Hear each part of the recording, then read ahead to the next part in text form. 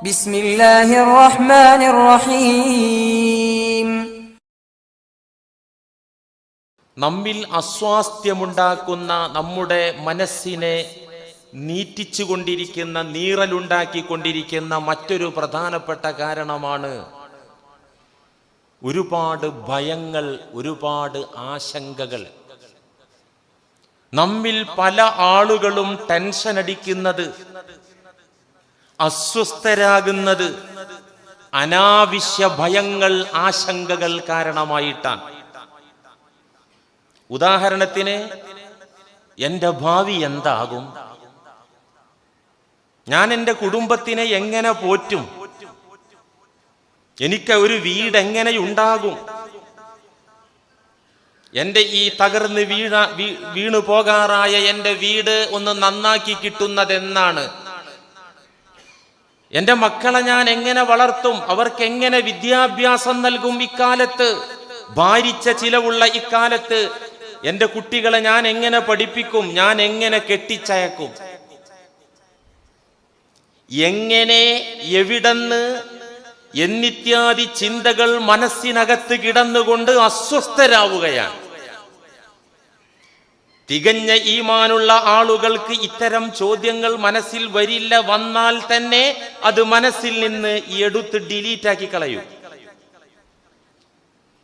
മഹാനായ ശൈഖ് ജീലാനി ഖദ്ദസല്ലാഹു സിർറഹുൽ അസീസ് തങ്ങളുടെ പ്രഭാഷണത്തിന്റെ ഒരു പ്രധാനപ്പെട്ട പ്രമേയമാണ്, പോയിന്റാണ്, എടോ നീ എവിടെന്ന്, എങ്ങനെ, ഏത് രൂപത്തിൽ എന്നൊക്കെ ചോദിച്ചുകൊണ്ട് ചിന്തിച്ചുകൊണ്ട് നടക്കുകയാണെങ്കിൽ നീ അല്ലാഹുവിന്റെ അടിമയല്ലടാ, നിന്റെ ഈമാൻ പൂർണ്ണമല്ലടാ.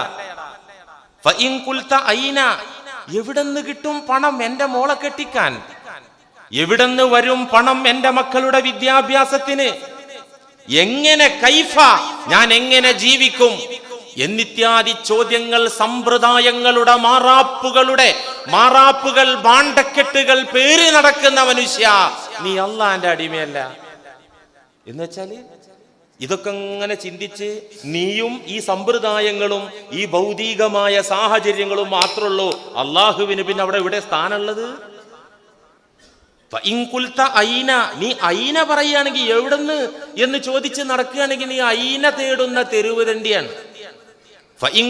കൈഫ, എങ്ങനെ എന്ന് പറഞ്ഞ് നടക്കുകയാണെങ്കിൽ നീ കൈഫയെ തേടുന്ന തണ്ടിയാണ്. മത, ഇത്രയൊക്കെ പ്രായമായല്ലോ, ഇനി എപ്പോഴാണാവോ എനിക്കൊരു വീട് കിട്ടുന്നത്, നീ മതയെ തേടുന്ന തെരുവ് തണ്ടിയാണ്, നീ അള്ളാന്റെ അടിമയല്ലടാ.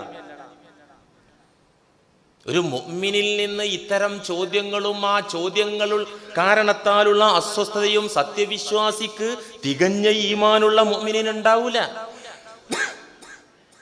ഇത്തരം ചിന്തകൾ നമ്മിൽ നല്ലൊരു ശതമാനം ആളുകൾക്കും ഭാവിയെക്കുറിച്ചുള്ള ഉത്കണ്ഠ കാരണത്താൽ, ഭാവിയെക്കുറിച്ചുള്ള ആശങ്ക കാരണത്താൽ പലരും ടെൻഷനിലാണ്. എനിക്ക് തോന്നുന്നു നമ്മുടെ കൂട്ടത്തിൽ 50% മുകളിലുള്ള ആളുകളും ടെൻഷനാകുന്നത് ഇത്തരം ഭയങ്ങൾ, ആശങ്കകൾ കൊണ്ടുള്ള ടെൻഷനാണ്. നീ വല്ലപ്പോഴും മനസ്സിനകത്ത് വിശ്വാസത്തിലുള്ള ആ അള്ളാനെ ഇതങ്ങോട്ട് ഏൽപ്പിച്ചിട്ടൊന്ന് സമാധാനമായിട്ടിരിക്കാം, അതൊക്കെ അള്ള തരുമ്പോ കിട്ടും എന്ന് കരുതിയിട്ടൊരു മിനിമം സമാധാനത്തിൽ പിടിച്ചു നോക്കുമ്പോ അപ്പൊ വരും കെട്ടിയോള്. അല്ല മനുഷ്യ, നിങ്ങളെന്താ പുള്ളക്കളി കളിച്ച് നടക്കുകയാണോ? മോൾക്ക് 18ആയി, സർക്കാരിന്റെ കണക്കിലും കെട്ടിച്ചു വിടാനായി, വീടുണ്ടോ, ആഭരണമുണ്ടോ, നിങ്ങൾ എന്തൂട്ട് കളിയായി കളിച്ചു കൊണ്ടിരിക്കണേ. ഇതാണ് കേൾക്കുമ്പോഴേക്ക് ശരീരം ഹീറ്റാകാൻ തുടങ്ങും, ഉറക്ക് വരാതെയാകും, ഭക്ഷണത്തിന് രുചി കിട്ടാതെയാകും, അകാല നര ബാധിച്ചു തുടങ്ങും, ആരോഗ്യം ഡാമേജ് ആകും. ഇതൊക്കെ സത്യമാണ്, ഇസ്ലാം തന്നെ പറയുന്നുണ്ട്. ഇന്നൽ ഹുമൂമ തദ്അഫുൽ ഖുവാ വതസ്റഉ ബിശ്ശൈബ്.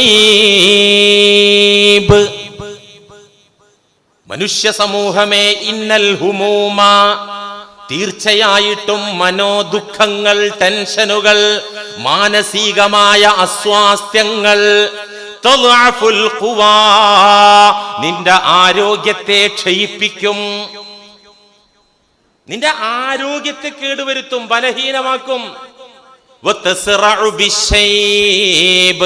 അകാല നര വരുത്തും. നിന്റെ മുടി 29-ലും 40-ലും ഒക്കെ ഫുള്ളായിട്ട് നരച്ചു പോകും.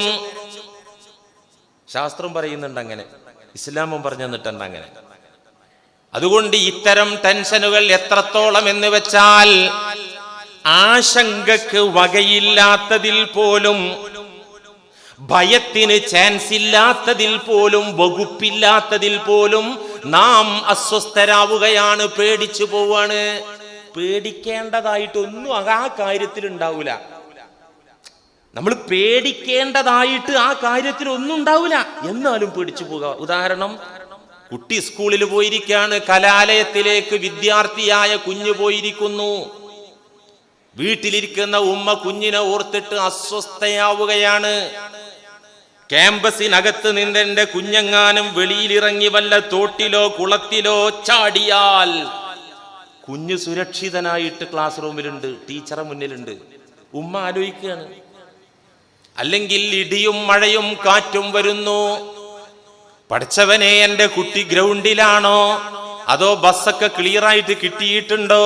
ഉമ്മാക്ക് വല്ലാത്ത അസ്വാസ്ഥ്യമാണ്. കുഞ്ഞാണെങ്കിൽ സുരക്ഷിതനാണ്, അല്ലെങ്കിൽ സുരക്ഷിതയാണ്, ഒരു കുഴപ്പമില്ല. പക്ഷെ വീട്ടിലിരിക്കുന്ന ഉമ്മ നീറാണ്. ഓഫീസിലിരിക്കുന്ന പിതാവ് ചിന്തിക്കാണ്, പടച്ചവനെ, ഹൈവേ വക്കിന് മെയിൻ റോഡിന്റെ ഓരത്ത് താമസിക്കുന്ന ഞാൻ നല്ല ഉറപ്പുള്ള ബന്ധസ്ഥായ നല്ല മതിലും ഗേറ്റൊക്കെ വെച്ചിട്ടുണ്ട്.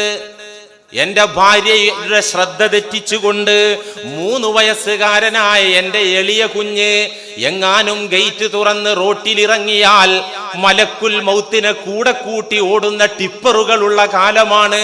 എന്റെ കുഞ്ഞിനെ എങ്ങാനും വണ്ടി ഇടിച്ചാൽ ഒരു ഞെട്ടല, ഒരു പ്രശ്നമില്ല, കുഞ്ഞു ഉമ്മാന്റെ മടിത്തട്ടിലാണ്.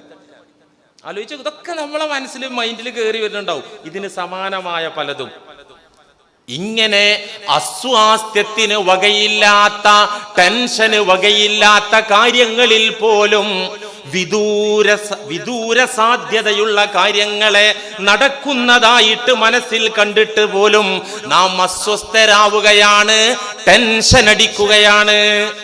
ഇതൊരു പ്രധാന കാരണമാണ്. ഞാനിപ്പോ ഈ പറഞ്ഞ ഉദാഹരണത്തിൽ ഇല്ലാത്ത പല കാര്യങ്ങളും ആലോചിച്ച് കുന്നുകൂട്ടി പർവ്വതീകരിച്ച് എന്നിട്ട് നീറുക മനസ്സ്. ഉറക്കം ശരിയാവൂല, സുഖല്ല ലൈഫിന്. ഇതൊരു പ്രശ്നം. ഇതിനെന്താ പരിഹാരം? ഭാവിയെക്കുറിച്ചുള്ള ഉത്കണ്ഠ, ജീവിതത്തിന്റെ പ്രാരാബ്ധങ്ങളെ കുറിച്ചുള്ള അവശതകള്, അതേക്കുറിച്ച് ഓർക്കുമ്പോൾ ഉണ്ടാകുന്ന മനോവേദന, ഈ നിലക്ക് വരുന്ന ടെൻഷൻ എന്താണ് പ്രതിവിധി, പരിഹാരം? ആലോചിക്കണം. പേടിയില്ലാത്തവരെ ആരും ഉണ്ടാവില്ല. ഒന്നല്ലെങ്കിൽ വേറൊരു നിലക്ക് പേടി ഉണ്ടാവും. ജീവിത കാര്യത്തിൽ, സ്വന്തം കാര്യം പേടിയില്ലെങ്കിലും മക്കളെ കാര്യത്തിൽ പേടി ഉണ്ടാകും. ഇങ്ങനെ പേടി എല്ലാവർക്കും ഉണ്ടാകും. ഈ ഭയത്തെ മാറ്റാൻ, ഈ ഭയാശങ്കകൾ കാരണമുണ്ടാകുന്ന ടെൻഷൻ മാറ്റാൻ വിശുദ്ധ ദീനുൽ ഇസ്ലാം പറഞ്ഞു തന്ന ഒരു പരിഹാരമുണ്ട്. എന്താണ് ആ പരിഹാരം? അത് മറ്റൊന്നുമല്ല, റബ്ബുൽ ആലമീനായ അള്ളാഹുവിനെ പരിചയപ്പെടുത്തുകയും അടുത്തറിയുകയും ചെയ്യുക. അതാണ് ഇപ്പൊ ഞായറാഴ്ച ക്ലാസ്സുകളിൽ ഇവിടെ പറഞ്ഞുകൊണ്ടിരിക്കുന്നത്. റബ്ബുൽ ആലമീനായ അള്ളാഹുവിനെ അടുത്തറിയുകയും പരിചയപ്പെടുകയും ചെയ്യുക. ഫാത്തിഹ പഠനത്തിൽ അൽഹംദുലില്ലാഹി റബ്ബിൽ ആലമീൻ, ആ റബ്ബുൽ ആലമീൻ 2-3 ആഴ്ചയായിട്ട് വിശദീകരിച്ച് കഴിഞ്ഞു. അതേ, ഈ പ്രപഞ്ചത്തെ സർവലോകങ്ങളെയും പടച്ച് പരിപാലിക്കുന്ന അല്ലാഹ്, ആ അല്ലാഹുവാണ് എന്നെയും പരിപാലിക്കുന്നത്. ആ അല്ലാഹു എന്റെ കൂടെയുണ്ട്, എനിക്കൊപ്പമുണ്ട് എന്ന സനാഥത്വ ബോധം. ഞാൻ അനാഥനല്ല, ഞാൻ ഒറ്റക്കല്ല. എന്റെ റബ്ബ്, എന്നെ പടച്ചു പോറ്റുന്ന റബ്ബ്, അവൻ റബ്ബുൽ ആലമീനാണ്, അവൻ എനിക്കൊപ്പമുണ്ട് എന്ന സനാഥത്വ ബോധം മനസ്സിന് സമാധാനം നൽകും, മനസ്സിന് സ്വസ്ഥത നൽകും. റബ്ബുൽ ആലമീൻ അതൊരു വല്ലാത്ത കൺസെപ്റ്റാ.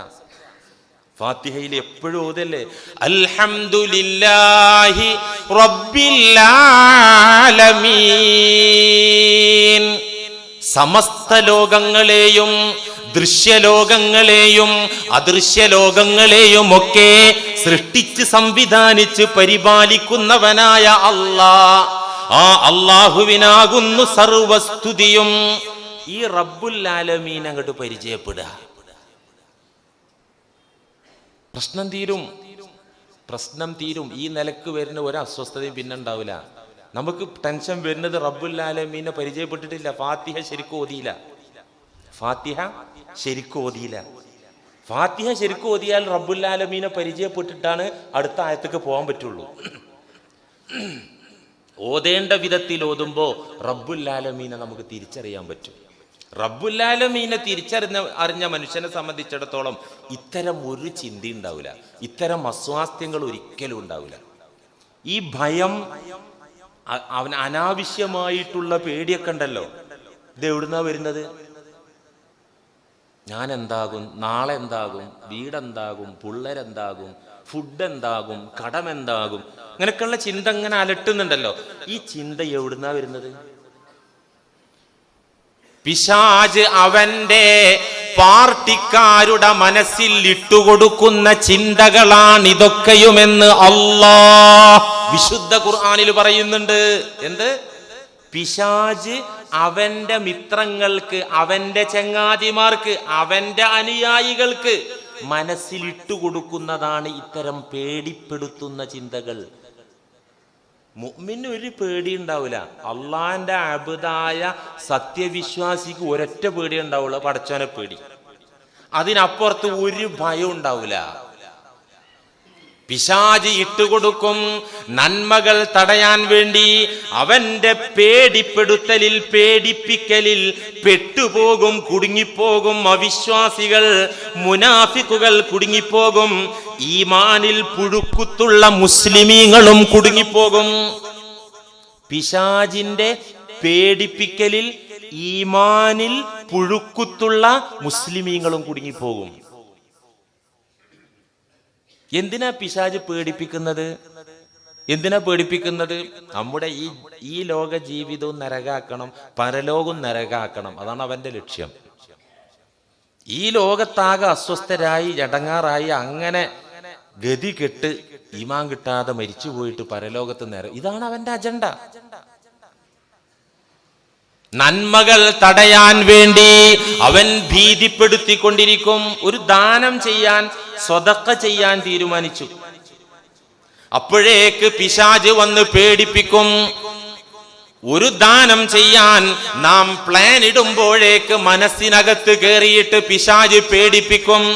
ഏയ് കൊടുക്കല്ലേ, തീർന്നു പോകും, സാമ്പത്തിക മാന്യകാലമാണ്, വരുമാനങ്ങളൊക്കെ സ്തംഭിക്കാൻ പോവാണ്, നീയും ഫാമിലിയും പട്ടിണിയിലാകും, കൊടുത്തു പോകരുതേ.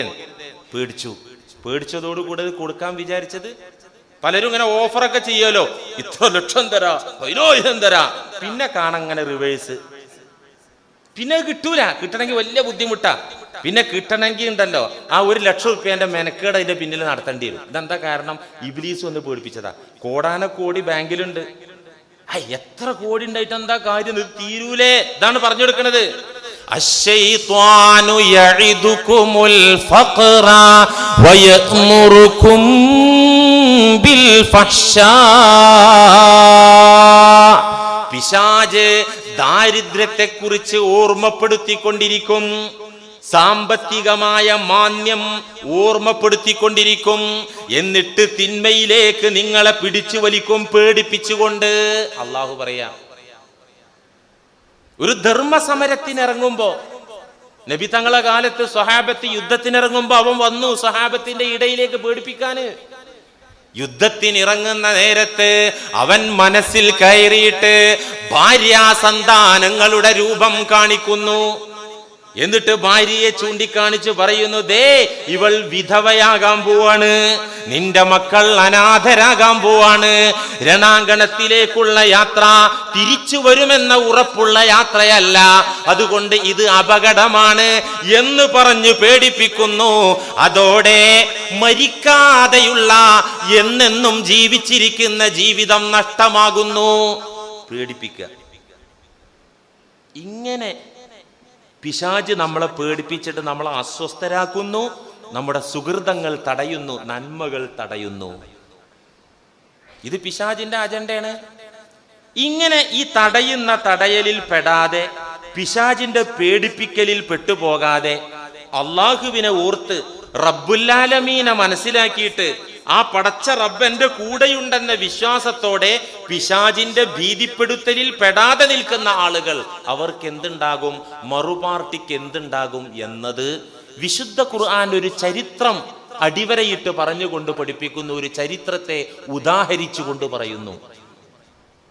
ശ്രദ്ധിക്കുക. ഏതാ ചരിത്രം? ചരിത്രത്തിലെ രണ്ടാം ബദർ. ഒരു ബദർ നമുക്ക് ഓർമ്മയുണ്ട്, റമദാൻ 17 നടന്ന ബദർ. വേറൊരു ബദർ നടന്നിട്ടുണ്ട്.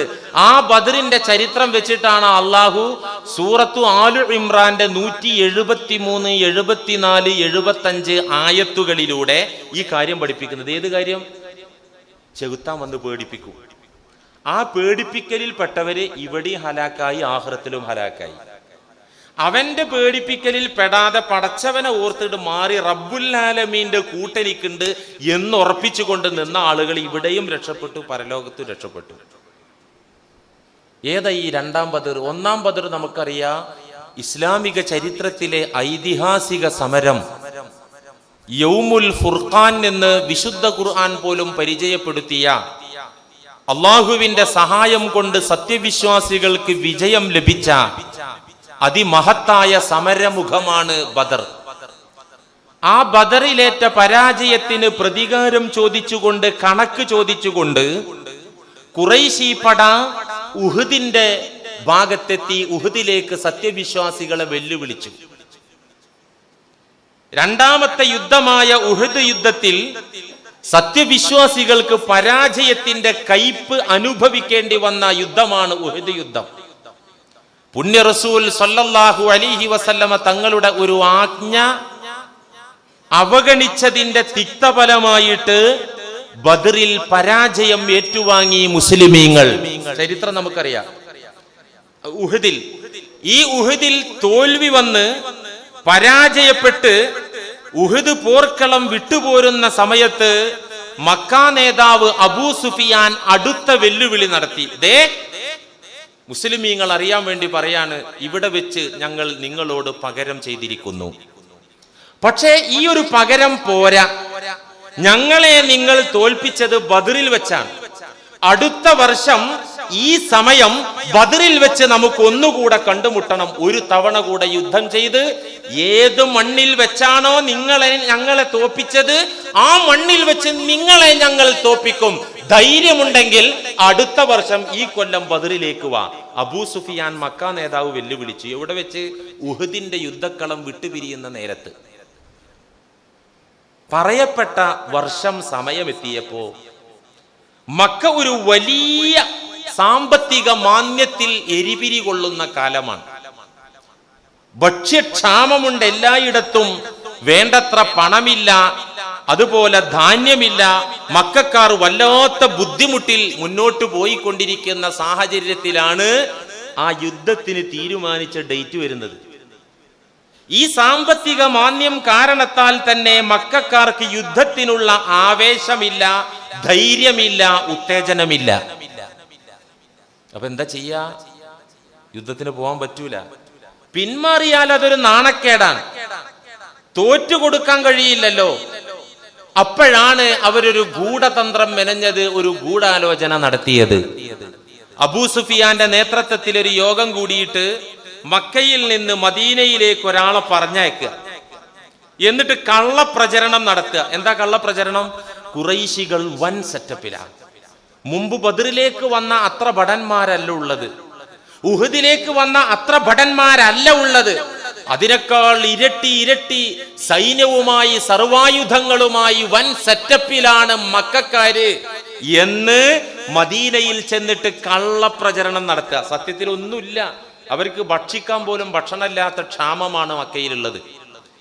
അങ്ങനെ മുസ്ലിമീങ്ങളെ ഭീതിപ്പെടുത്തി പിന്മാറ്റിയാൽ ഭീരുത്വം മുസ്ലിമീങ്ങളിൽ ആരോപിക്കാൻ വേണ്ടി അബൂ സുഫിയാൻ ഇങ്ങനെ ഒരു തന്ത്രം മെനഞ്ഞു. മക്കയിൽ നിന്ന് നുഐം ഇബ്നു മസ്ഊദ് അസ്ജഈ എന്ന് പേരുള്ള ഒരു മുശ്രിക്കിനെയാണ് ഈ ഉത്തരവാദിത്തം അബൂ സുഫിയാൻ ഏൽപ്പിച്ചത്. അയാൾ മദീനയിൽ വന്നിട്ട് മദീനത്തെ യഹൂദരും കപട വിശ്വാസികളൊക്കെ കൂട്ടിയിട്ട് ഇത് നന്നായിട്ട് ഈ കള്ളപ്രചരണം അങ്ങോട്ട് നടത്തി. ആ കള്ളപ്രചരണം കുറേശ്ശെ ഏശി.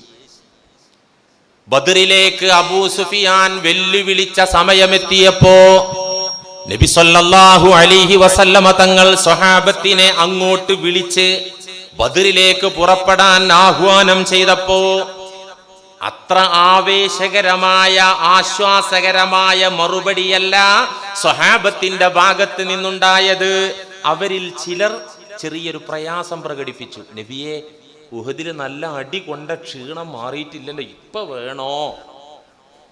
ബദറിൽ അല്ലാഹ് നമ്മളെ അന്ന് സഹായിച്ചതല്ലേ, ഇനിയിപ്പൊ അങ്ങോട്ടൊന്ന് പോണോ എന്നീ ചിന്തകൾ അവരിൽ ചിലരെ അലട്ടുകയും യുദ്ധത്തിന് പുറപ്പെടാനുള്ള ആവേശം കാണാതിരിക്കുകയും ചെയ്തപ്പോൾ ഒരു വൻ ജനാവലിയെ വിളിച്ചു വരുത്തിക്കൊണ്ട്, സ്വഹാബത്തിനെ മൊത്തത്തിൽ വിളിച്ചു വരുത്തിക്കൊണ്ട് അവരോട് പുണ്യനബി പ്രസംഗിച്ചു, നിങ്ങൾ ആരും തന്നെ ബദറിലേക്ക് വരുന്നില്ലെങ്കിൽ ഈ മുഹമ്മദ് തനിച്ചു പുറപ്പെടുക തന്നെ ചെയ്യും. വല്ലാഹി, നിങ്ങൾ ആരും വരുന്നില്ലെങ്കിൽ വരണ്ട, ഞാൻ ഒറ്റക്ക് പോകുന്നു. അപ്പൊ അത് കാര്യമാണ്. സ്വഹാബത്ത് ചടകുടഞ്ഞെഴുന്നേറ്റു. 1500 ധീരന്മാരായ സ്വഹാബത്ത്, ധീര ജവാന്മാർ നബി തങ്ങളോട് പറഞ്ഞു, യാ റസൂലല്ലാഹ്, അങ്ങൊറ്റക്ക് പോവുകയോ? ഇല്ല, ഞങ്ങളുണ്ടാകും അങ്ങയുടെ കൂടെ. ഞങ്ങളൊരു അഭിപ്രായം പറഞ്ഞതാണ്, ഈ വർഷം വേണോ എന്നൊരഭിപ്രായം പറഞ്ഞതാണ്. ഞങ്ങൾ റെഡി. 1500 പട്ടാളത്തെയും കൂട്ടി നബി തങ്ങൾ ബദറിലെത്തി. ആ സമയം മക്കയിൽ നിന്ന് അബൂ സുഫിയാന്റെ നേതൃത്വത്തിലുള്ള ഒരു 2000 ഭടന്മാരുമായിട്ട് മക്ക ഖുറൈശികൾ അവരവിടുന്ന് പുറപ്പെട്ടു. മക്കക്കാര് യാത്ര തുടങ്ങിയിട്ട് 2 ദിവസം അവർ ഒട്ടകപ്പുറത്ത് പയ്യെ 400 ചില്ലറ കിലോമീറ്റർ ഉണ്ടാവുമല്ലോ, അല്ലെ? 100 കണക്കിന് കിലോമീറ്റർ ഏതായാലും ഉണ്ടാകും മക്കയിൽ നിന്ന് ബദറിലേക്ക്. അങ്ങനെ അവർ 2 ദിവസത്തെ യാത്ര കഴിഞ്ഞപ്പോ അള്ളാഹു മുശ്രിക്കീങ്ങളുടെ ഹൃദയത്തിൽ ഭീതി നിറച്ചു, ഭയം ഇട്ടുകൊടുത്തു. 2 ദിവസം യാത്ര ചെയ്ത് കഴിഞ്ഞപ്പോ അബൂ സുഫിയാൻ പറഞ്ഞു, ദേ, ഇക്കൊല്ലം യുദ്ധത്തിന് അത്ര പറ്റിയ സമയമല്ല, നമുക്ക് അടുത്ത കൊല്ലം നോക്കാം, ഇപ്പൊ തിരിച്ചു പോകാം. അവരാ പാതി വഴിയിൽ നിന്ന് മടങ്ങിപ്പോയി. നബി തങ്ങളും സഹാബത്തും ബദറിൽ അവരെ കാത്തി 8 ദിവസം കഴിച്ചു കൂട്ടി. ബദറില് ഈ 8 ദിവസം അവരുടെ വരവ് കാത്തിരുന്നു. യുദ്ധമില്ല, പ്രത്യേകിച്ച് പണിയൊന്നുമില്ല. അപ്പോഴാണ് ആ വഴിക്ക് പല കാഫില സംഘങ്ങളും കച്ചവട സംഘങ്ങളും കടന്നു വന്നത്. അവരുമായി യുദ്ധത്തിനൊരുങ്ങി നിന്ന സ്വഹാബത്ത് ബിസിനസ്സിൽ ഏർപ്പെട്ടു, കച്ചവടത്തിലേർപ്പെട്ടു. ഒരു വലിയ ലാഭം മഹാന്മാരായ സ്വഹാബത്തിന് ഉണ്ടാക്കാൻ സാധിച്ചു ബദറിൽ വെച്ചുള്ള ബിസിനസ്സിലൂടെ. അങ്ങനെ മക്കക്കാര് പാതി വഴിയിൽ നിന്ന് തിരിച്ചുപോയി എന്ന വാർത്ത കേട്ടപ്പോഴാണ് 8 ദിവസം അവിടെ തങ്ങിയ നബിയും സ്വഹാബത്തും മദീനയിലേക്ക് ബദറിൽ നിന്ന് തിരിച്ചു വന്നത്. ഈ സംഭവം ചരിത്രം അടിവരയിട്ടുകൊണ്ട് അള്ളാഹു പറയാണ്, അല്ലദീന ഖാല ലഹുമുന്നാസ് ഇന്നന്നാസ ഖദ് ജമഉ ലക്കും ഫഖ്ശൗഹും ഫസാദഹും ഈമാനാ وقالوا حسبنا الله ونعم الوكيل فانقلبوا بنعمة من الله وفضل والله ذو فضل عظيم إنما ذلكم الشيطان يخوف أولياء فلا تخافوهم وخافوني إن كنتم مؤمنين. സൂറത്ത് ആലി ഇമ്രാൻ. അല്ലദീന ഖാല ലഹുമുന്നാസ്, ഒരു കൂട്ടം ആളുകൾ. സ്വഹാബത്തിനെ വിശേഷിപ്പിക്കുകയാണ് അള്ളാഹു. സ്വഹാബത്തിന്റെ മഹത്വത്തെ എടുത്തു പറയാണ് അള്ളാഹു. അല്ലദീന ഒരു കൂട്ടം ആളുകൾ, ഖാല ലഹുമുന്നാസ് അവരോട് പിന്തിരിപ്പൻ നയം വ്യക്തമാക്കിക്കൊണ്ട് കള്ളപ്രചരണം നടത്തിക്കൊണ്ട് ഒരു ജനസംഘം വന്നു പറഞ്ഞു, ഇന്നന്നാസ ഖദ് ജമഉ ലക്കും, മക്കയിലെ ഖുറൈശി പട നിങ്ങളെ തകർക്കാൻ വേണ്ടി സർവായുധങ്ങളും ഏന്തിക്കൊണ്ട് ശക്തരായിട്ട് അവര് സംഘടിച്ചിട്ടുണ്ട്. മക്കയിൽ നിന്നുള്ള കള്ളപ്രചരണം മദീനത്ത് വ്യാപിച്ചപ്പോൾ ഖാല ലഹുമുന്നാസ് ജനങ്ങൾ പറഞ്ഞു, ഇന്നന്നാസ ഖദ് ജമഉ ലക്കും, നിങ്ങളെ തകർക്കാൻ വേണ്ടി ശത്രു പട സംഘടിച്ചിട്ടുണ്ട്. ഫഖ്ശൗഹും, കരുതിയിരിക്കുക, പേടിച്ചോളൂ. ഉടലിൽ തല ഉണ്ടാവൂല, മക്കൾക്ക് ബാപ്പ ഉണ്ടാവൂല, കെട്ടിയോൾക്ക് ഭർത്താവ് ഉണ്ടാവൂല. ഫഖ്ശൗഹും, പേടിച്ചോളൂ, ഖുറൈശി പട നല്ല സെറ്റപ്പോട് കൂടെയാണ് വരുന്നത് എന്ന വാർത്ത കേട്ടപ്പോ, ഈ വാക്ക് കേട്ടപ്പോ അള്ളാഹു പറയുന്നു ഫസാദഹും ഈമാന, അവരെ ഈമാൻ ഒന്ന് കൂടി എന്നല്ലാതെ അവർക്കൊരു പേടി വന്നില്ല. ഒരു പ്രതിസന്ധി വരുമ്പോ ഈമാൻ കൂടുക. നമ്മളൊക്കെ ഇപ്പൊ വേണ്ടപ്പെട്ടവരൊരു മരണം നടന്ന എന്തേലും ഉള്ള ഈമാൻ കൂടുക കുറയുക ചെയ്യുക. സാമ്പത്തികമായി ഒരു ഞെരുക്കത്തിലെത്തിയാൽ ഉള്ള ഈമാൻ കൂടുക കുറയുക ചെയ്യുക. വേണ്ട ഒരു തലവേദന, ഒരു പല്ല് വേദന, രാത്രി ഉറങ്ങാൻ പറ്റാണ്ട് നേരം വെളുക്കുന്നത് വരെ പല്ല് വേദന, മെഡിക്കൽ ഷോപ്പൊക്കെ അടച്ചു പോയിട്ടുണ്ട്, വേദനക്കുള്ള ഗുളികയില്ല, ആ നേരം വെളുക്കോളം ഈമാൻ കൂടുക കുറയുക ചെയ്യുക. പണ്ടാറടങ്ങിയ ഒരു പല്ലുവേദന കഴിഞ്ഞു, ഈമാൻ ഒട്ടുമില്ല എന്നാണ് അതിനർത്ഥം, കുറയലൊന്നല്ല. ഈ ഒരു ഭീഷണി ഇവരെ മുന്നിൽ വന്നു. ഉഹദിലെ പരാജയം അവരെ മനസ്സിൽ തളം കെട്ടി നിൽപ്പുണ്ട്. അവർക്ക് വേണ്ടപ്പെട്ട പലരും രക്തസാക്ഷികളായി പോയ രണഭൂമിയാണ് ഉഹദ്.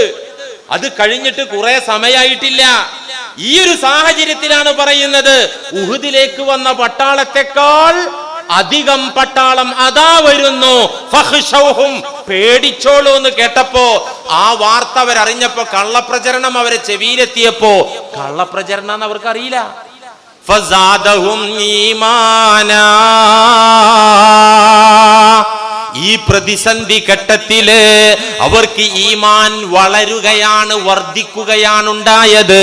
വഖാലു, അവർ പറഞ്ഞ മറുപടി, ഹസ്ബുനല്ലാഹു വനിഅമൽ വകീൽ.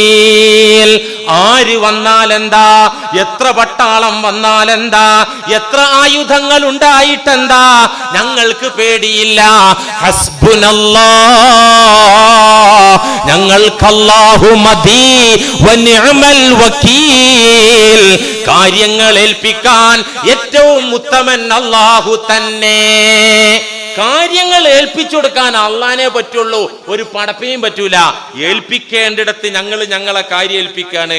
അങ്ങനെ ഏൽപ്പിച്ചപ്പോ ബദറിൽ ഞങ്ങൾക്ക് വിജയം കിട്ടിയിട്ടുണ്ട്. ഉഹദില് ഞങ്ങൾ ഏൽപ്പിക്കേണ്ട പോലെ അള്ളാനെ ഏൽപ്പിക്കാത്ത, അള്ളാന്റെ റസൂലിനെ മനസ്സിലാക്കേണ്ട വിധം മനസ്സിലാക്കാത്ത കാരണത്താൽ ഞങ്ങൾ അവിടെ പൊട്ടിപ്പോയിട്ടുണ്ട്. പേടി ഞങ്ങൾക്കില്ല. ഹസ്ബുനല്ലാഹ് വനിഅമൽ വകീൽ. ഇതും പറഞ്ഞിട്ടാണ് ഈ 1500 ഭടന്മാര് സ്വഹാബത്ത് നബിയുടെ കൂടെ ബദറിലേക്ക് പോയത്. കള്ളപ്രചരണം അവർക്കറിയില്ല, ഇത് സത്യം എന്ന് വിചാരിച്ചെന്നെ പോയത്. നബി തങ്ങൾക്ക് അള്ളാഹു വഹിയിലൂടെ അറിയിച്ചിട്ടുണ്ടെങ്കിലും സ്വഹാബത്തിന് അത് തിരിയില്ലല്ലോ, പോയി. എന്നിട്ട് എന്തുണ്ടായത്? ഫൻഖലബൂ ബിനിഅമതിൻ മിനല്ലാഹി വഫളൽ ലം യംസസ്ഹും സൂ വത്തബഉ റിദ്വാനല്ലാഹ് വല്ലാഹു ദൂ ഫളിൻ അലീം. ഫൻഖലബൂ ബിനിഅമതിൻ മിനല്ലാഹി വഫളൽ, അള്ളാഹുവിന്റെ അതിമഹത്തായ ഔദാര്യവും അനുഗ്രഹവുമായിട്ട് അവർ തിരിച്ചു പോന്നു. എന്തെന്നത്? ബദറിൽ ഒന്നും ചെയ്യേണ്ടി വന്നില്ല, ഒരു വാള് പോലും കൈകൊണ്ട് എടുക്കേണ്ടി വന്നില്ല, ഒരു മുശ്രിക്കിനെ പോലും നേരിടേണ്ടി വന്നില്ല, ഒരു യുദ്ധവും സമരവും ബദറിൽ ഉണ്ടായില്ല. രണ്ടാം ബദറില് ലം യംസസ്ഹും സൂഉൻ, ഒരാൾക്കൊരു പോറലുമേറ്റില്ല, ഒരു അപകടവും വന്നില്ല. എന്നിട്ടോ ഫൻഖലബൂ ബിനിഅമതിൻ മിനല്ലാഹി വഫളൽ, അല്ലാഹുവിന്റെ അതിമഹത്തായ ഔദാര്യവും അനുഗ്രഹവും കിട്ടിയവർക്ക് കച്ചവടം ചെയ്തിട്ട് ഇഷ്ടം പോലെ പണം കിട്ടി. വത്തബഉ റിദ്വാനല്ലാ, അവർ അള്ളാന്റെ പൊരുത്തത്തെയാണ് പിന്തുടർന്നത്. വല്ലാഹു ദൂ ഫദ്ലിൻ അലീം, അതിമഹത്തായ ഔദാര്യമുടയവനാണ് അല്ലാഹു. എന്നിട്ട് അല്ലാഹു പറയാൻ ഇന്നമാ ദാലികുമുശ് ശൈത്വാനു യുഖവ്വിഫു ഔലിയാ, അത് ചെകുത്താൻ തന്നെയായിരുന്നു. ഏത്? ഈ പേടി മനസ്സിലിട്ട് തന്ന പണിയെടുത്തത് ചെകുത്താൻ തന്നെയായിരുന്നു. കേട്ടോളൂ, യുഖവ്വിഫു ഔലിയാഅഹു, ചെകുത്താൻ അവന്റെ മിത്രങ്ങളെ പേടിപ്പിച്ചുകൊണ്ടേയിരിക്കും. ഭാവിയെക്കുറിച്ച് ഓർമ്മപ്പെടുത്തും പിശാച്. നിന്റെ ജീവിതത്തിന്റെ ക്ലേശങ്ങൾ ഓരോന്നും മനസ്സിൽ ഇട്ടുതരും പിശാച്. യുഖവ്വിഫു ഔലിയാഅഹു, പിശാച് അവന്റെ മിത്രങ്ങളെ പേടിപ്പെടുത്തും. അത് പിശാചിന്റെ തന്ത്രമാണ്. എന്നാൽ കേട്ടോളൂ, വഖാഫു ഫലാ തഖാഫൂഹും വഖാഫൂനി ഇൻ കുൻതും മുഅ്മിനീൻ. ഫലാ തഖാഫൂഹും, മുഅ്മിനീങ്ങളെ, നിങ്ങൾ ഒരു മനുഷ്യനെയും ഒരു ചെകുത്താന്മാരെയും ഒരു കേസിനെയും ഒരു കാര്യത്തെയും നിങ്ങൾ പേടിക്കരുതേ. ഫലാ തഖാഫൂഹും, ഒരു മനുഷ്യനെയും നിങ്ങൾ പേടിക്കരുതേ, ഒരു കാര്യങ്ങളെയും നിങ്ങൾ പേടിക്കരുത്. വഖാഫൂനി, നിങ്ങൾ എന്നെ പേടിച്ചോളൂ. ഇൻ കുൻതും മുഅ്മിനീൻ, നിങ്ങൾ മുഅ്മിനീങ്ങളാണെങ്കിൽ, യഥാർത്ഥ സത്യവിശ്വാസികളാണെങ്കിൽ നിങ്ങൾ എന്നെ പേടിച്ചോ. നിങ്ങൾ ആരെയും ഒന്നിനെയും പേടിക്കണ്ട. യഥാർത്ഥ മുഅ്മിനീങ്ങളല്ലേ? യഥാർത്ഥം ഞാൻ അവിടെ ഒന്ന് നന്നായി വ്യാഖ്യാനിച്ചത്. അല്ല യഥാർത്ഥം എന്നൊന്നും പറഞ്ഞിട്ടില്ല. ഇൻ കുൻതും മുഅ്മിനീൻ, നിങ്ങൾ ഈമാനുള്ള ആൾക്കാരാണെങ്കിൽ എന്നെ പേടിച്ചോളൂ, വേറെ ഒന്നിനെയും ആരെയും പേടിക്കണ്ടെന്നാ. അപ്പോ അല്ലാത്ത എന്തിനെയെങ്കിലും ആരെയെങ്കിലും പേടിക്കുന്നുണ്ടോ? അവൻ മുഅ്മിൻ അല്ല. ഇതന്നെ ഖുർആന്റെ നേരർത്ഥം. നമുക്കൊരു മനസ്സമാധാനം കിട്ടാൻ വേണ്ടി ഒരു ഹാഫ് ഈമാനെങ്കിലും ഇവിടെ കിടന്നോട്ടെ എന്ന് എഴുതിയിട്ട് ഒന്ന് വ്യാഖ്യാനിച്ചതാ. അങ്ങനെ അഭിപ്രായം പറഞ്ഞ മുഫസ്സിറുകളുണ്ട്.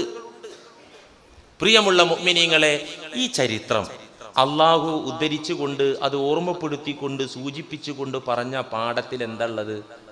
റബ്ബുൽ ആലമീൻ കൂട്ടുണ്ട്, റബ്ബുൽ ആലമീൻ കൂടെയുണ്ട് എന്ന സനാഥത്വ ബോധം മനസ്സമാധാനം മാത്രല്ല നൽകുക, സുരക്ഷയും ലാഭവും തരും. അതാണ് നബി സല്ലല്ലാഹു അലൈഹി വസല്ലമ പറഞ്ഞത്, ഇദാ വഖഅതും ഫിൽ അംരിൽ അളീം, നിങ്ങളൊരു ഭയാനകമായ കാര്യത്തിൽ ചെന്ന് വീണാൽ, ഒരു അപകടത്തിൽ ചെന്നു പതിച്ചാൽ, നിങ്ങൾക്ക് താങ്ങാനാകാത്ത ഒരു കേസിൽ നിങ്ങൾ ചെന്നു പെട്ടാൽ, ഫഖൂലൂ, നിങ്ങൾ പറഞ്ഞുകൊള്ളണം, ഹസ്ബുനല്ലാഹു വനിഅമൽ വക്കീൽ, ഞങ്ങൾക്ക് അല്ലാഹു മതി, കാര്യങ്ങൾ ഏൽപ്പിക്കാൻ ഏറ്റവും പറ്റിയവൻ അല്ലാഹു തന്നെ, അവനെ ഞങ്ങളിതാ ഈ കാര്യം ഏൽപ്പിക്കുന്നു എന്ന് പറഞ്ഞിട്ട് ഏൽപ്പിക്കാതിരിക്കാൻ പറ്റൂല കേട്ടോ.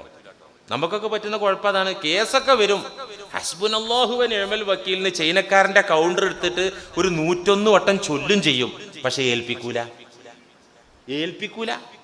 ഹസ്ബുനല്ലാഹ്, ഞങ്ങൾക്ക് അല്ല മതി, കാര്യങ്ങൾ ഏൽപ്പിക്കാൻ പറ്റിയവൻ അവനാണെന്ന് ചൊല്ലും, ഏൽപ്പിക്കൂല. അല്ല മതിയാവൂല, കൈക്കൂലി കൊടുത്തു നോക്കും. വല്ല വളവിലൂടെ പോയിട്ട് കൈക്കൂലി കൊടുത്തു നോക്കും, മന്ത്രിനെന്ന് പോയിട്ട് സോപ്പിട്ട് നോക്കും. ഇതൊക്കെ നേരാം വഴിക്ക് മന്ത്രിയെ കാണാൻ കുഴപ്പമില്ല, കൈക്കൂലി കൊടുക്കൽ പച്ച ഹറാമ. ഇൻഷാ അല്ലാഹ് ഞാൻ പറഞ്ഞുതരത്. വിശുദ്ധ ഖുർആന്റെ ശക്തമായ താക്കീതുണ്ട്. നീ നിന്റെ കാര്യം നടത്താൻ വേണ്ടി ഗവൺമെന്റ് ഉദ്യോഗസ്ഥർക്ക് കൈക്കൂലി കൊടുക്കരുത്. ഈ രാജ്യത്തിന്റെ തെറ്റ് മാത്രല്ല കൂട്ടരെ, ഒരു മുസ്ലിമിനെ സംബന്ധിച്ചിടത്തോളം അള്ളാഹു ഏറ്റവും വെറുക്കുന്ന കാര്യമാണത്. വിശുദ്ധ ഖുർആനിൽ അക്കാര്യത്തിലെ ആയത്തുകൾ തന്നെ ഉണ്ട്. അപ്പൊ ഏൽപ്പിച്ചു എന്നാണ് പറഞ്ഞാൽ പോരെ, ഏൽപ്പിക്കണം. നിങ്ങളൊരു വൻ പ്രതിസന്ധിയിൽ ചെന്ന് വീണാൽ ഫഖൂലു, നിങ്ങൾ പറയണം, ഹസ്ബുനല്ലാഹു വനിഅമൽ വക്കീൽ. പറഞ്ഞാ പോരാ, ഏൽപ്പിച്ചിട്ട് പറയണം. ആദ്യം എന്താ വേണ്ടത്? ഏൽപ്പിക്കലാണ്. ആദ്യം അള്ളാനെ ഏൽപ്പിച്ചിട്ട് റബ്ബുൽ ആലമീനാണ് ഉറപ്പിക്കല ആദ്യം വേണ്ടത്. എന്നിട്ട് പറഞ്ഞാലാണ് ആ വാക്ക് സത്യമുള്ളൂ. പറഞ്ഞു കഴിഞ്ഞിട്ട് ഏൽപ്പിച്ചാലും പറയുമ്പോ ഏൽപ്പിച്ചിട്ടില്ലല്ലോ, അത് കളവല്ലേ ആവുക. ഏത് പ്രതിസന്ധിയിലും. മഹദി ആയിഷ ബീവി റളിയല്ലാഹു അൻഹായും സൈനബ് ബീവിയും തമ്മിൽ ഒരിക്കലും തർക്കം. പെണ്ണുങ്ങളെ തർക്കം ഉമ്മഹാത്തുൽ മുഅ്മിനീനാണെങ്കിലും അവർക്ക് അവരുടേതായ ഒരു ഈഗോ ഉണ്ടാവുമല്ലോ. എന്താ അവർ തമ്മിലുള്ള തർക്കം? ഞാനാണോ ഉഷാറ്, നീയാണോ ഉഷാർ? അതായത് തർക്കം. ആരാ ഈ തർക്കിക്കുന്നത്? പുണ്യ നബിയുടെ പ്രിയപ്പെട്ട പത്നിമാര്, ഒന്ന് ആയിഷത്തു സിദ്ദീഖ, മറ്റേത് സൈനബ ബിന്ത് ജഹ്ഷ് റളിയല്ലാഹു അൻഹുമ. ഇവർ രണ്ടും തമ്മിലത്ത് തഫാഖറത്ത, രണ്ടുപേരും പൊങ്ങച്ചം പറഞ്ഞു. ഫഖാലത്ത് സൈനബ് പറഞ്ഞു, സവ്വജനില്ലാ, എന്നെ നബി തങ്ങൾക്ക് കല്യാണം കഴിച്ചു കൊടുത്തത് അല്ലാഹുവാണ്.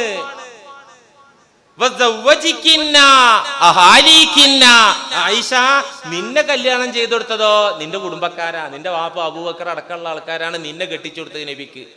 നിന്റെ നിക്കാഹ് കഴിപ്പിച്ചത് നിന്റെ കുടുംബാണ്. എന്റെ കല്യാണം അള്ളാഹ് ഡയറക്റ്റ് നടത്തിയതാണ്. ശരിയാണ്, ചരിത്രമുണ്ട്. സെയ്ദ് ഇബ്നു ഹാരിസയുടെ ഭാര്യയായിരുന്നു സൈനബ് ബീവി. ആ ദാമ്പത്യത്തിൽ ഡാമേജ് വന്ന്, ചേർച്ചക്കുറവ് വന്ന് വലിയ പ്രശ്നമായി. അവസാനം നബി തങ്ങൾക്ക് സൈനബിനെ കല്യാണം കഴിക്കാൻ മാനസിക പ്രയാസായി. അമ്മായിയുടെ മോളാണ്. അവസാനം ഖുർആനിൽ കാണാ, അവളെ ഞാൻ മുഹമ്മദ് നബിയെ നിങ്ങൾക്ക് കെട്ടിച്ചു തരുന്നു. ഖുർആന്റെ ആയത്താണത്. ഇത് വെച്ചിട്ട് സൈനബ പറയാണ്, എന്നെ അള്ളാഹ് നിക്കാഹ് നടത്തിയത്, ആയിഷ നിന്നെ നിന്റെ കുടുംബാണ്. അപ്പൊ ആയിഷ ബീവി വിട്ടില്ല.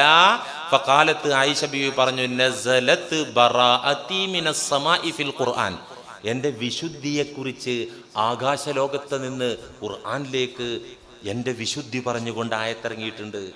ഞാൻ പരമശുദ്ധയാണെന്ന് പ്രഖ്യാപിക്കുന്ന ദൈവിക വചനങ്ങൾ ആകാശലോകത്ത് നിന്ന് ഭൂമിയിലേക്ക് ഇറങ്ങിയിട്ടുണ്ട്. ഖുർആനിൽ എൻ്റെ വിശുദ്ധി പറയുന്നുണ്ട്. അപ്പൊ സൈനബ് ആയുധം വെച്ച് കീഴടങ്ങി. ശരിയാ, ആയിഷാനെ പറഞ്ഞ അത്ര, പുകഴ്ത്തി പറഞ്ഞ അത്ര സൈനബിനെ കുറിച്ച് ഒന്നും പറഞ്ഞിട്ട് ഈ കല്യാണം നടന്നെന്ന് മാത്രമേ ഉള്ളൂ, തോറ്റെടുത്തു. എന്നിട്ട് സൈനബ് ചോദിക്കുന്നൊരു ചോദ്യം ഉണ്ടല്ല, ആയിഷ, അന്ന് ആ വ്യഭിചാരോപണ വാർത്ത വലിയ ചരിത്രമാണ്. സഫ്വാൻ റളിയല്ലാഹു അൻഹു ആയിട്ട് ബന്ധപ്പെട്ട ആ വ്യഭിചാരോപണ വാർത്ത വന്നപ്പോ അന്ന് ആ മാല മറന്നു വെച്ച സ്ഥലത്ത് നിന്ന് വാഹനം കിട്ടാതെ നബി തങ്ങളും സംഘവും സ്ഥലം വിട്ട് ഒറ്റയ്ക്ക് ഇരുന്ന് കരഞ്ഞ നേരത്തല്ലേ സഫ്വാന് വണ്ടി കൊണ്ട് വന്നത്, ഒട്ടകവും കൊണ്ട് വന്നത്.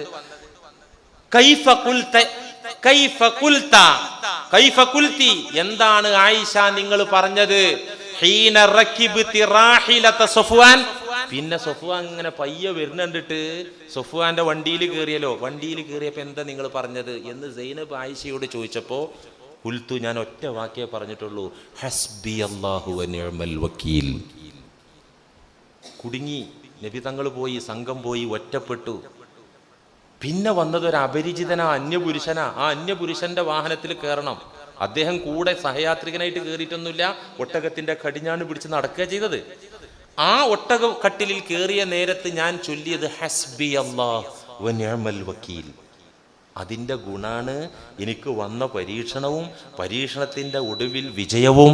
എൻ്റെ മഹത്വം പറഞ്ഞ അള്ളാഹു ഒത്തിരി ആയത്തിറക്കിയതും ഒറ്റ ദിക്റിൻ്റെ ഫലമാണ്. അതുകൊണ്ട് പ്രിയപ്പെട്ട മുഅ്മിനീങ്ങളെ, നമുക്കൊക്കെ പ്രശ്നങ്ങളുണ്ട്, ഇല്ലാത്ത ആരുമില്ല. നമ്മൾ ഹസ്ബി അല്ലാഹു വ നിഅമൽ വക്കീൽ എന്ന് അള്ളാഹുവിനെന്ന് ഏൽപ്പിച്ചിട്ട് റബ്ബുൽ ആലമീൻ എന്ന് പരിചയപ്പെട്ടിട്ട് അങ്ങോട്ട് പറഞ്ഞങ്ങ് നിന്ന് കൊടുത്താൽ ഉറപ്പ്, ഇപ്പോൾ പകല് ആണ് എന്നതുപോലെ ഉറപ്പ്, നിങ്ങളുടെ ആ പ്രതിസന്ധിയിൽ നിന്ന് നിങ്ങൾക്ക് രക്ഷ കിട്ടും. ഇതൊരു ചരിത്രമല്ല, രണ്ട് ചരിത്രമല്ല, ഖുർആനിൽ ഇതൊരു പ്രതിപാദ്യ വിഷയമാണ്. അള്ളാഹുവിനെ ഏൽപ്പിച്ച് പ്രതിസന്ധികളിൽ പിടിച്ചു നിന്ന മുഅ്മിനീങ്ങൾ ആരോ അവർക്കൊക്കെയും ഈ ലോകത്ത് തന്നെ രക്ഷയും സമാധാനവും കിട്ടിയിട്ടുണ്ട്.